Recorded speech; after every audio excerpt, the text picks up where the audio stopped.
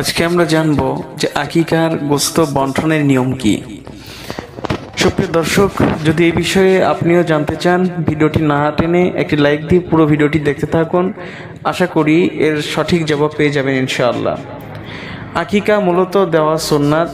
একজন নবজাতক শিশুর পক্ষ থেকে যদি সেই ছেলে হয় তাহলে 2টি ছাগল, এবং যদি মেয়ে হয় তাহলে 1টি ছাগল দ্বারা আকিকা করা সুন্নাত।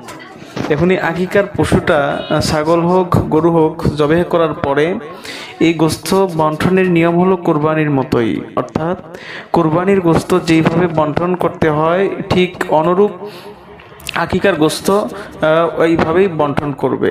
আবার অনেকেই যদি এটাও করে যে আত্মীয় স্বজন গরিব মিসকিনকে দাওয়াত দিয়ে আকিকার পশু পুরোটাই রান্না করে মানুষকে খাওয়ায়। এটিও মোটামুটি ভালো একটি কাজ, এটাও করা যায়।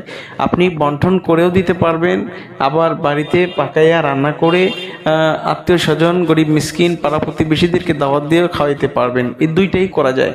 তো সুপ্রিয় দর্শক, তাহলে আশা করি বিষয়টি বুঝতে পেরেছেন। ভিডিওটি ছিল এ পর্যন্তই। ভিডিওটি ভালো লাগলে অবশ্যই লাইক কমেন্ট শেয়ার করবেন। আর পরবর্তীতে আপনি যদি কোনো বিষয়ে জানতে চান আমার এই ভিডিওর কমেন্ট বক্সে আপনার প্রশ্ন লিখলে উত্তর দেওয়ার চেষ্টা করবো ইনশাআল্লাহ। তো পরবর্তী ভিডিও পাওয়ার আগ পর্যন্ত ভালো থাকবেন, সুস্থ থাকবেন। ধন্যবাদ। আল্লাহ হাফেজ।